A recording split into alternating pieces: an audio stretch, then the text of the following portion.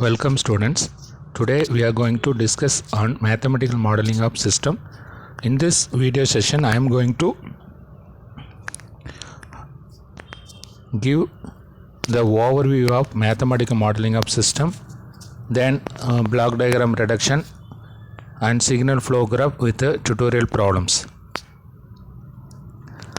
So the main objective of this video session is to give you a brief idea of study of mathematical model of physical systems. After completing these sessions, you should be able to describe a physical system in terms of differential equations, understand the way these equations are obtained, realize the use of physical laws governing a particular systems such as Newton's law for mechanical systems and Kirchhoff's law for electrical systems. Then finally you should be able to realize the deriving the mathematical models, which is the most important part of the entire analysis of control systems. So what is mathematical model? A mathematical model of a dynamic system is defined as a set of differential equations that represents the dynamical of the system accurately or at least fairly well.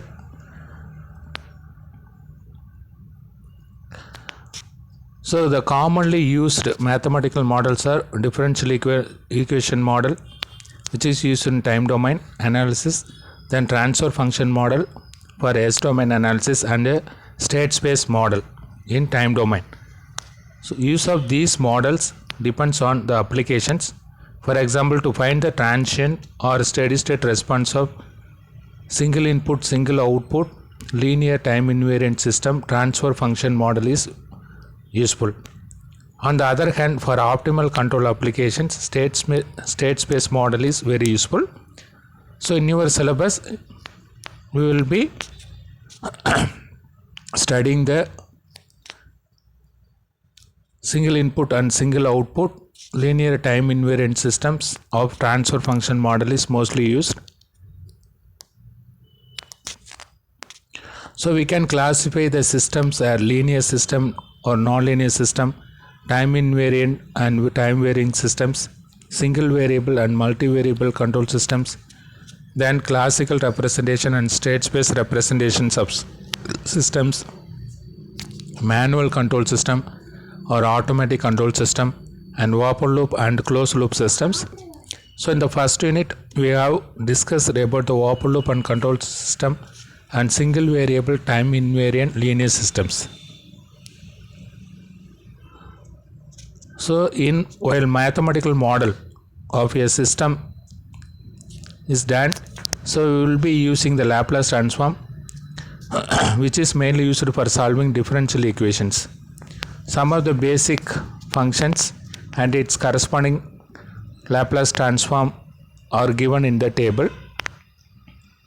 So del of t is the impulse function, its Laplace transform is 1, and u of t is the step function and its Laplace transform is 1 by s.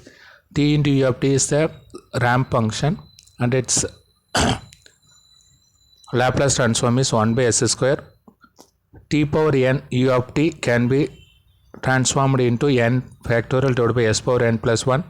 Then e power minus at u of t can be transformed into 1 by s plus a. Sin omega t u of t can be used as a omega divided by s square plus omega square, and cos omega t u of t can be transformed into s divided by s square plus omega square. Some of the important other functions are, so mainly we will be using this tf divided by dt, that is first order equation, and its corresponding Laplace transform is s into f of s minus f of 0, where f of 0 is the initial condition. Then d square f divided by dt square can be written as s square f of s minus s into f of 0 minus f dash of f of 0. Then we will be using final value theorem, f of infinity equal to limit s tends to 0 s into f of s. Then initial value theorem can be written as f of 0 is equal to limit s tends to 0 s into f of s. The main approach to dynamic system problems can be written as define the system and its components, then formulate the mathematical model and its necessary assumptions, write the differential equation describing the model, then solve the equation for desired output variables, then examine the solution and its corresponding assumptions, then finally, if necessary, reanalyze or redesign the system. These are the steps to be followed in dynamic systems for solving the problems. Then what is transfer function? The transfer function of a linear time invariant differential equation system is defined as the ratio of the Laplace transform of the output to the Laplace transform of the input under the assumptions that all initial conditions are 0. This transfer function is very important and used to characterize the input-output relationships of components or systems that can be described by linear time invariant differential equations. The transfer function for a generalized differential equation of nth order system can be written by using this expression. It is a nth order differential equation. In this equation is y is the y is the input and x is the output, where y is the system output and x is the input of the system. Then the next step is to find the Laplace transform of the nth order differential equation. So you will get this.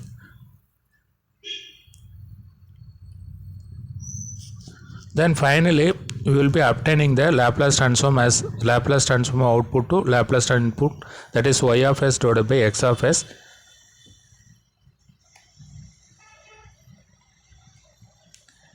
which can be written as some numerator polynomial equation divided by denominator polynomial equation. So we will get two equation, one equation the numerator. So when the numerator polynomial equation, from this polynomial equation, if you find the roots, that will give the zeros of the system, and if you take the denominator term and if you find the roots for the denominator, if the roots will give the s value, which are called as the poles of the system. These two steps are very important. Mainly we will be using the second unit. Then how to derive the transfer function? First you have to write the differential equation of the system, then take the Laplace transform of the differential equation assuming all the initial conditions are 0, then finally take the ratio of the output to the input. This ratio is the transfer function. In some book it will be normally it will be written as C of s, the output, but the input will be written as C of s.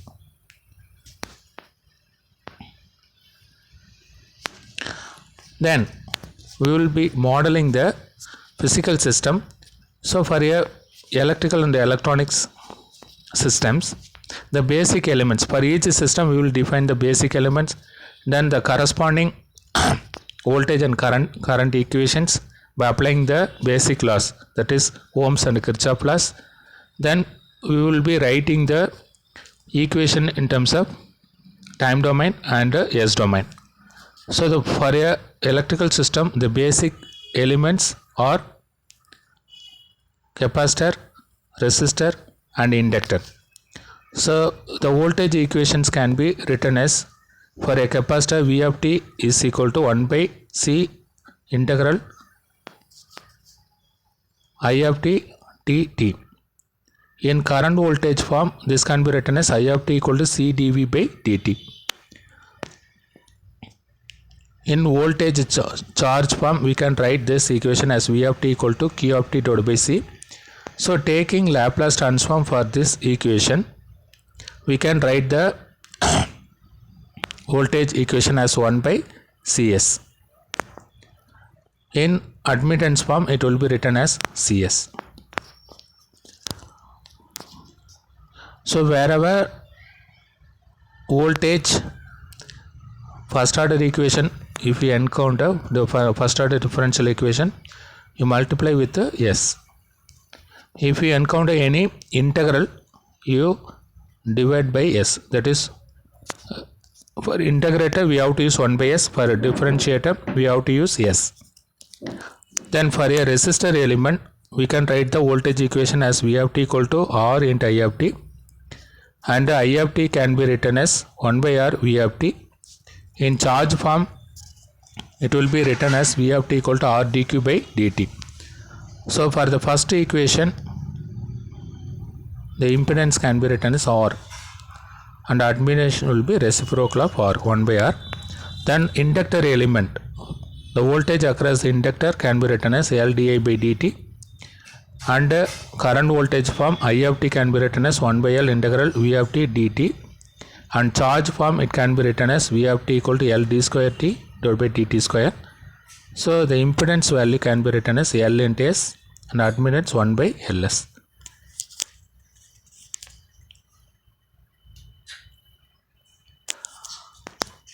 Let us consider here basic circuits which comprises of only RLC elements with the input V of t, and because of the application of the voltage there will be flow of current I of t. Now suppose I want to get the voltage across the capacitor, which is Vc of t. So we can write the voltage equations as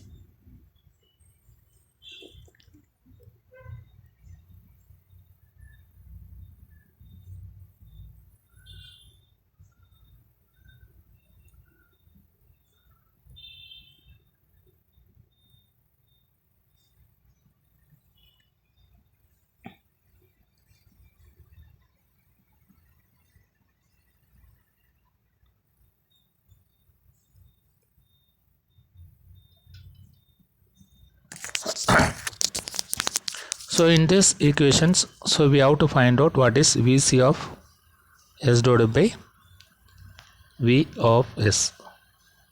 So this is the transfer function required to obtain. So for this you can write the first equation in terms of S domain as V of S L S into I of S plus R into I of S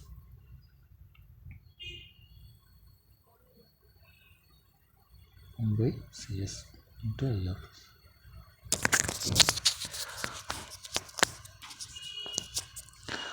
So by solving this equation, we can find out the Vc of S divided by V of S.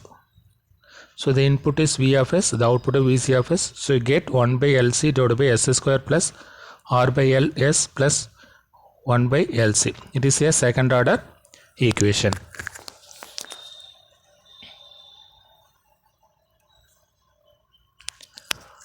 Suppose if you are given a electric circuits which has 2 loops. So in this problem, so we apply a voltage of V of t. Because of the application of this voltage, there is a flow of current in the first loop as I1 of t, and the second loop, the loop current is I2 of t. So here we can define the output either I1 of S or I2 of S. So in this we have to obtain the transfer function as I2 of S divided by V of S. So for this, first you write equations by applying the Kirchhoff voltage law. So for the first loop, if you apply the Kirchhoff voltage law, you will get I1 into R1 plus L di by dt of I1 minus I2, the difference of the current flow in the 2 loops, which is equal to V of t. This is the first equation. Then second equation, I2 into R2 plus L d by dt of I2 minus I1 plus 1 by C integral I2 dt, which is equal to 0, because the second loop we are not giving any external voltage. So the next step is you take Laplace transform for these two equations. Then by you can put it in the matrix format, as we already discussed how to solve the differential equation by using the matrix. And by applying the Cramer's rule, you should be able to get the I2 of s divided by V of s. So in this problem, we have obtained the I2 of s divided by V of s as LC s square divided by R1 plus R2 into LC s square plus R1 R2 C plus L into S plus R1. You can try this problem solving and verify with the output result, right? So the next system is mechanical system. In this there are two types: mechanical translational system and mechanical rotational system. So first we see the mechanical translational. The basic elements are spring element, viscous damper element and mass element, and its symbolic representations are given as M, Fe and K. And we can write the equation. First force velocity equation, and this can be written as f of t for spring element, k into integral 0 to t v of t dt. And in terms of displacement, f of t equal to k into x of t. Normally we will be using this expression, that is for a spring element, force is equal to k into x of t. The coefficient is k, which is called as the friction coefficient. Then the next element is damper element, which is proportional to velocity. So f of t can be written as fe into dx by dt, and in s domain it will be written as fes. The third element is mass, which is proportional to acceleration. So f of t equal to m d square xt divided by dt square, and the s domain it can be written as m into s square.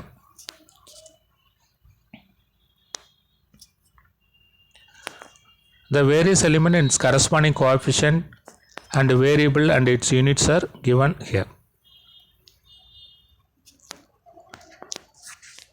So next we take one or two problem in the mechanical system. So first we consider a basic system which comprises only three elements, that is mass, damper and a spring element. So for this, as in the case of electrical system which is equivalent to a RLC series circuit, we can write the equations. The applied force is equal to m d square x of t divided by dt square plus fe into dx by dt and plus k into x of t. And after taking Laplace transform and writing the transfer function, simplifying this, you will get v of s divided by f of s. Here v is the velocity. V of s divided by f of s is equal to s divided by m s square plus fes plus k. Suppose I want to get displacement, so v of s is equal to x of s into s, that is dx by dt, which can be written as x of s into s. Substituting in this, you will get s into x of s, s will be cancelled, so you will get x of s divided by f of s as 1 divided by m s square plus fes plus k.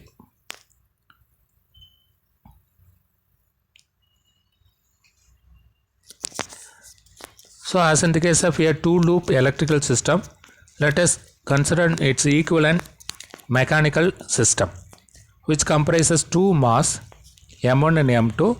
With the mass m1, spring element k1 k2 are connected with a damper element fe. Then for the second mass m2, k2 damper element fe and k3 is connected. So apply a force f of t for the first mass. Because of this, mass m1 moves with a displacement x1. Because of the application of the force to the first mass, it impact on the mass m2, so that the mass 2 element moves for a displacement of x2. So in this problem, the output may be considered as x2 or x1.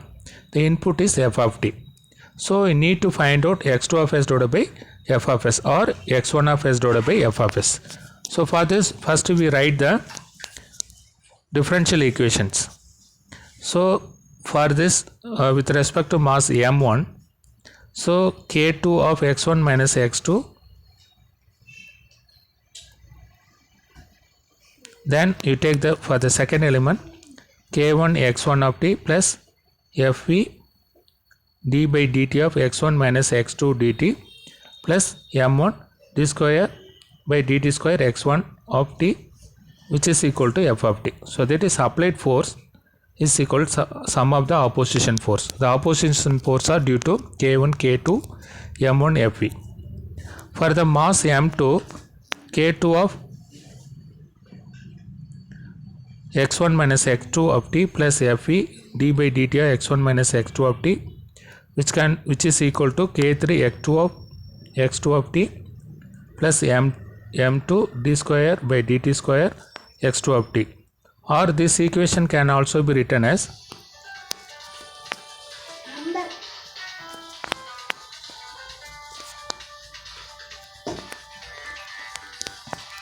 in terms of the applied force is 0 for the second mass, 0, which is equal to m2 d square by dt square x2 of t plus k2 of x2 minus x1 of t plus k3 x2 of t plus fe x2 minus x1 of t.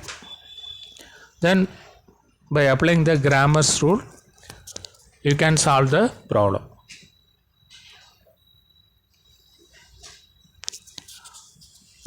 Then mechanical rotational system. The basic elements are spring element,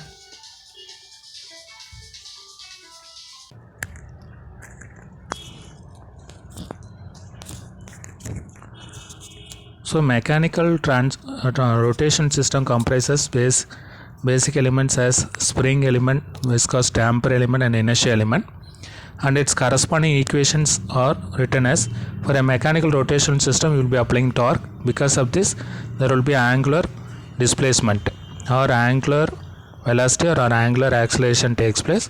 For a spring element, torque is proportional to theta of t. So this can be written as t of t equal to k theta of t. And viscous damper element, this can be written as t of t equal to d into d theta by dt. Some books it will be written as some b as a coefficient. So in S domain it is d and s. Then for a inertia element, t of t equal to j t square theta t divided by dt square, and in S domain it is js square. Suppose the mechanical rotation system comprises of gear arrangements. So there will be two sides. One gear will be connected with the second gear. So with the first gear, the number of teeth is n1, and the second side, other side it is n2. So we have to write the output and input in terms of its gear ratio, n1 by n2. So suppose the input side it is theta 1, the output side the angular displacement theta 2, then theta 1 divided by theta 2 equal to n1 divided by n2. In terms of torque, T1 divided by T2 can be written as n2 divided by n1.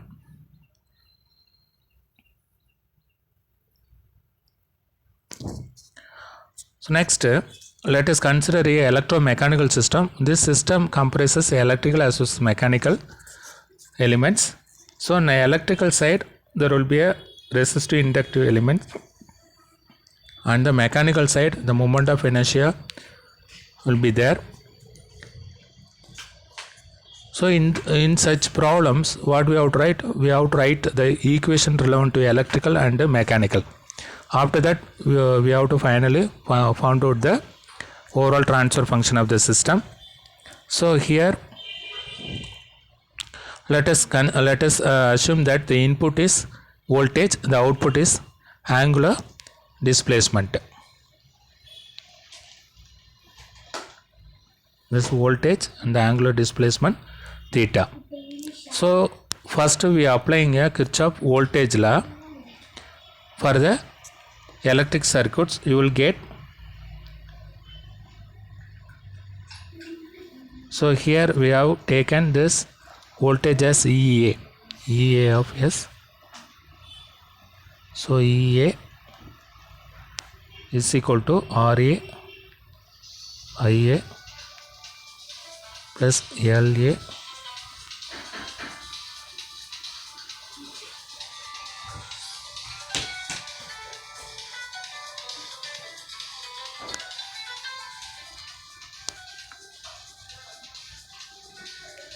plus back EMF EB. So the applied voltage is equal to IARA drop plus LA dIA by dt plus EB. There will be some back EMF in the motor. Then after taking Laplace transform and simplifying for IAFS, you will get this expression. IAFS is equal to EAFS minus VBFS. Here VB is the back EMF. Either you can use as a EB or VB divided by RA plus S into LA. So this is the equation on the electrical side. On mechanical side, the torque developed will be equal to Jm S square plus dm S into theta of S, because J is the moment of inertia of the rotor, dm is the damper coefficient in the bearing. So dm of S is equal to Jm S square plus dm S into theta of S. So in a motor, the torque will be proportional to IAFS. So this can be written as torque developed equal to some K into IAFS. So this equation, first and the second equation, both are same, and you can equate these two. And you have this is the third equation. The one more equation can be written as back EMF. Back EMF is proportional to the angular velocity, that is d theta by dt. So VB equal to KB into d theta by dt. So VB equal to KB into S into theta of S. So VB is equal to KB S into theta of S.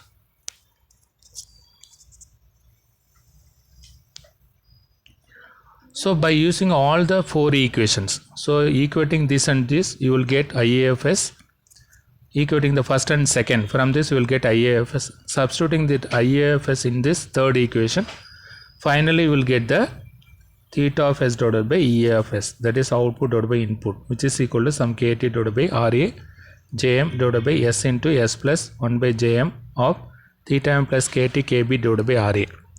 So sometimes you may be asked to find out the transfer function of a DC motor, armature winding DC motor, right? Sometimes these questions may be asked in big questions also.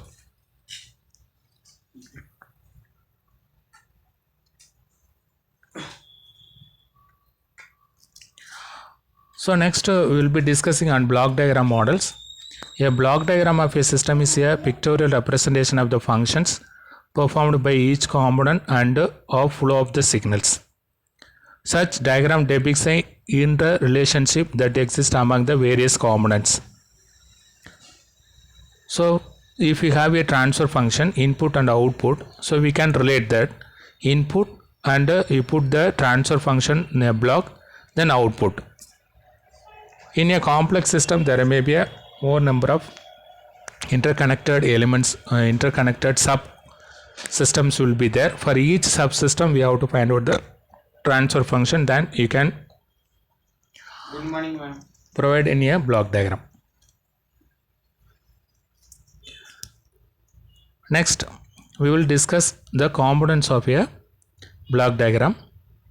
So there will be a input, then output, which is represents C of S, and the transfer function of the system will be represented as G of S, that is also called as gain. And there will be one more element, that is summing point. where in a summing point there will be a number of inputs will be there, then one output will be there, and there will be a one more element that is called pickup point.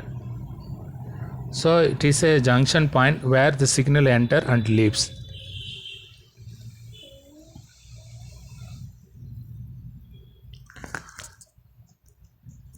The basic procedure for a drawing block diagram: first to write the equation that describe the dynamic behavior for each component, then take Laplace transform of the equations assuming zero initial conditions, then represent each Laplace transformed equation individually in block form, then finally assemble the elements into a complete block diagram.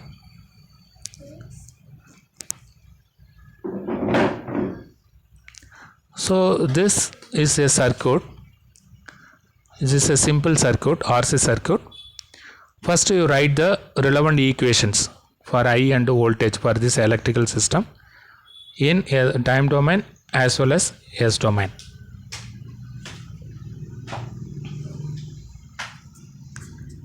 Okay. So next, block diagram reduction rules. So we can use some standard rules for reducing the block diagram. The first rule is, suppose the number of blocks are connected in cascade. So you have to multiply all the gains. So the input multiplying all the gains and put it in the blocks, and you will get a final output. So the next rule is moving a summing point. Suppose I want to move a summing point agate of a block G of S. So here I want to move this summing point agate of this G of S. After moving this summing point right side of the block G of S, in the feedback element you have to include or multiply with the gain G of S. Right?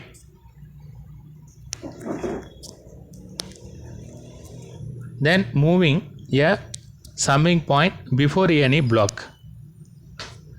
So while moving a summing point before any of the blocks, so in the feedback path you divide by that gain 1 by G of S.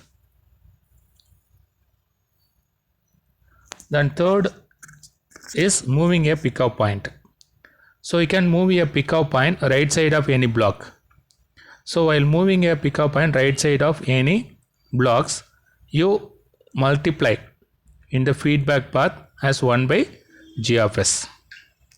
Whereas while moving a summing point before any block, in the feedback path you multiply with that gain.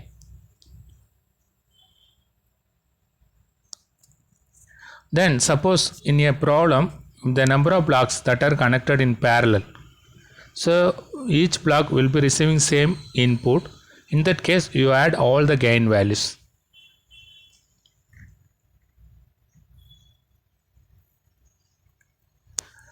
Then if a problem consists of a closed loop, that is a forward path gain and a feedback gain, so in that case you have to use this expression. Suppose forward path gain is G of S and the feedback gain is H of S, then you can use G of S divided by 1 plus G of S H of S. If it is negative feedback, you use 1 plus G of S H of S. If it is positive feedback, use 1 minus G of S H of S.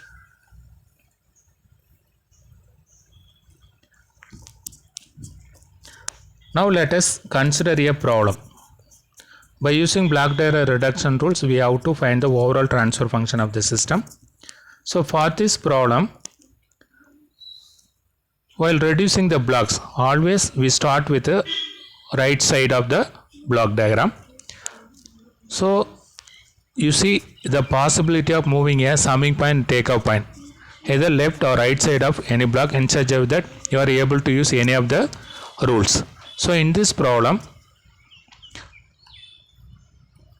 there is a takeoff point right side of G2. I want to move this G2 right side of G3. So while moving a takeoff point right side of any block, in the feedback path what you have to do, you have to divide by that gain. right? So in each steps you can reduce one or two blocks in such a way that finally you will obtain the overall transfer function. So in the first step I have moved the takeoff point. In some cases, suppose you can also give numbers for each summing point and takeoff point for your reference. Suppose for first summing point is 1, 2, this is 3, and takeoff point 4, for this takeoff point 5. So I want to move this takeoff point or pickup point 4 to right side of G3. So in that case, in the feedback path I have to divide by G3, so you will get H1 by G3. Okay, so this is one aspect I have taken.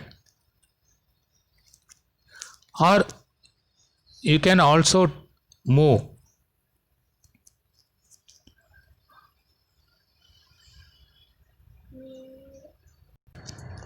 or otherwise what you can do, you can move this summing point 3 left side of G1. So if you move the summing point left side of G1, so what you can do, in the feedback path H2 you divide by G1, so you will get H2 divided by G1.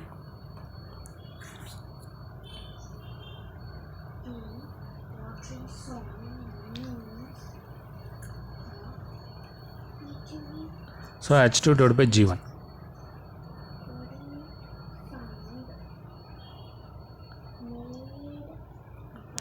So the next step is, so G1, G2 are cascaded, so you can multiply these two gains. So you can multiply G1 and G2. So we'll get this step. So the next step is, either you can move the takeoff point or pickup point right side of G3, or you can interchange the summing point. This summing point can be transferred on this side, so nothing will happen, there won't be any change. You can move this summing point to this and this summing point to left side of this summing point. Now the next step is this one. So here, after moving the or exchanging the summing point, so you encounter the closed loop. So here it forms a loop. So for this we can use this expression G of S divided by 1 plus G of S H of S. This is a positive feedback, so here you can use the negative 1 minus G of S H of S. So you will get G1 G2 divided by 1 minus G1 G2 H1. So the next step is G1 G2 divided by 1 minus G1 G2 H1. So again, if you look this block diagram, and there is a formation of loop. So before that, these two blocks are cascaded. You can multiply this and this, then this form a closed loop. So after cascading the two blocks, you will get G1 G2 G3 divided by 1 minus G1 G2 H1. The next step, you can use this closed loop, and you take this block as a forward path and H2 divided by G1 as a feedback gain, and you can use this expression G of S divided by 1 plus G of S H of S. Substituting in this, you will get the, you can minimize these blocks, or you can remove all these elements into a single block. So you will get G1 G2 G3 divided by 1 minus G1 G2 H1 plus G2 G3 H2. Again there is a formation of loop.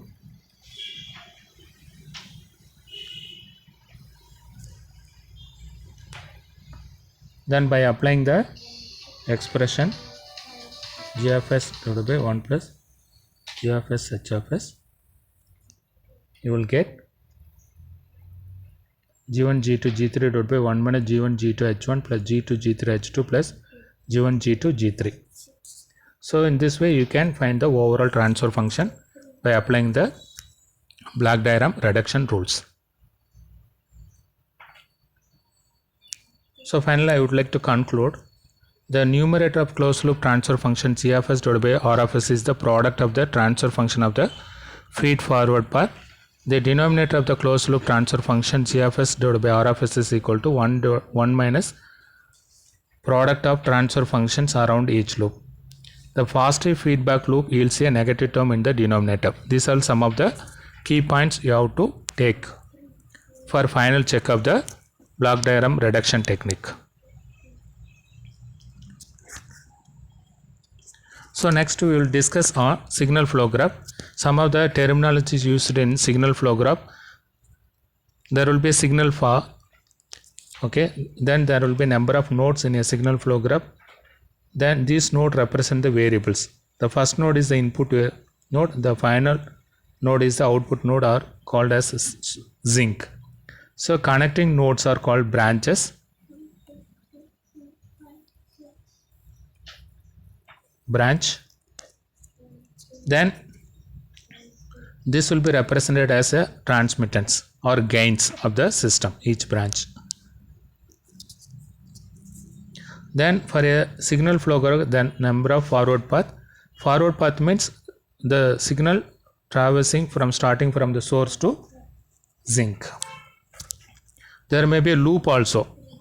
The loop is nothing but a signal start at one node and traverses through branches, and again it reaches through some feedback path to the same node. Then it is called as a loop. So these are some of the terminologies used in a signal flow graph models.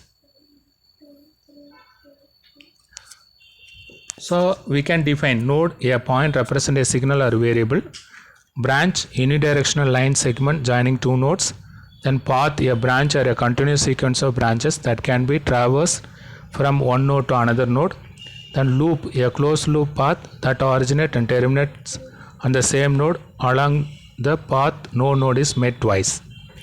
Non-touching loops, two loops are said to be non-touching if they do not have a common node. Okay. Let us compare a block diagram and a signal flow graph. In a block diagram, there will be input and output, and the gain is put in a represented in a block. Whereas in signal flow graph, there is input node, output node. The connecting nodes are called branches. The branch represent the gain of the system. And in the closed loop system, there will be summing input, output, summing point, and a feedback path will be there. Whereas in the case of signal flow graph, there will be input node, output node, then input output nodes will be connected through a feedback, and the feedback branch is represented by feedback gain, and it with a sign either positive or negative, which represent the positive or negative feedback, and the forward path gain will be represented g of s. And in signal flow graph, Mason's gain formula is used for finding the overall transfer function. So the overall transfer function T of s can be written as summation of pk del k divided by del, where del is the determinant value, which is equivalent to 1 minus all different loop gains plus summation of gain product of all combination of two non-touching loops minus summation of gain products of all combination of three non-touching loops. Whereas pk is the paths connecting the input and output, the forward path gains. Whereas del k is the value of del with the loops touching the kth forward path removed. Let us consider this example. This is a signal flow graph given. So we have to find out the overall transfer function y of s divided by r of s. So first step is to find the number of forward path and forward path gains. Next step is to find all the individual loops and the corresponding loop gains. The third step is to find the non-touching loop gains. Then finally write the Mason's gain formula and substitute all the values found. So according to this problem, with reference to this problem, there are two forward paths. So this is one forward path and this is a second forward path. So the corresponding forward path kinds are G1, G2, G3, G4, and the second forward path kind P2 can be written as G5, G6, G7 and G8. Then let us take the loops, individual loops. So this is the first loop, this is the second loop, and this is the third loop, and this. So L1, L2, L3, L4. There are 4 loops in this problem. So L1 equal to G2, H2, and L2 gain is H3, G3, and L3 gain is G6, H6, L4 gain is G7, H7. And while checking the signal flow graph, what are the non-touching loop gains? So here all L1, L2 are touching, whereas L1, L2 is not touching with the L3 and L4. So the non-touching loops are L1 do not touch loops L3 and L4, and L2 do not touch loops L3 and L4. So we can write the corresponding loop gains, non-touching loop gains. So here the next step is we have to calculate the del value. Del value equal to 1 minus summation individual loop gains plus non-touching loop gains, summation of non-touching loop gains. That is L1, L3 plus L2, L4 plus L2, L3 plus L2, L4.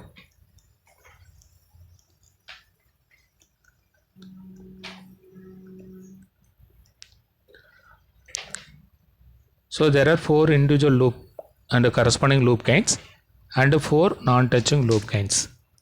Then next step is to calculate the del k. So del 1 equal to 1 minus, with the first forward path L3, L4 is not touching. So summation of L3, L4 is written. For with respect to second forward path L1, L2 is not touching. So we can write L2 is equal to 1 minus L1 plus L2. So finally we can write the Mason's-Kine formula as T of S is equal to P1 del 1 plus P2 del 2, as there are only 2 forward paths divided by del. So already we have found what is B1 del 1 and P2 del 2 and del. So substituting all the expression in this, you will get the final overall transfer function of the system. Next, you may be asked to find out the overall transfer function by using signal flow graph from the block diagram. You will be given the block diagram. You convert that into a signal flow graph. After that, you can easily find out the overall transfer function. So for this, what you have to do is you assign the each summing point, take-up point, everything, or pick-up point, some numbers or some node. You can give some variable name. After that, you can easily convert into a signal flow graph. So for the given block diagram, what we can do, you assign input as 1, summing point here 2, this summing point as 3, this take-up point as 4, this as 5, and this summing point as 6, and this as 7. Finally output as 8. Give some number for each summing point, take-up point. Then represent the corresponding nodes 1, 2, 3, 4, 5, 6 or 7, 8. So according to the number you can give. So here in this problem they have merged this 3 and 4 and 7 and 8. So you will get only 6 node here. Then what you have to do is you connect the first input node with the first summing point. There is no gain, so it is 1. Then from this 2 to 3 gain is 1, and 3 to 4 gain is G1, and 4 to 5, 4 and 3, these two are same. And from this here it is represented Y3, and this point to 6 it is G2. Okay, then you connect the nodes of the feedback elements for H2. So H2 is a negative, so put it minus H2. and h1 is also a negative feedback, so substitute as minus h1. Like that you can draw all the corresponding the feedback elements. So in this way you can draw the signal flow graph. So finally you can find the overall transfer function according to the Mason's gain formula.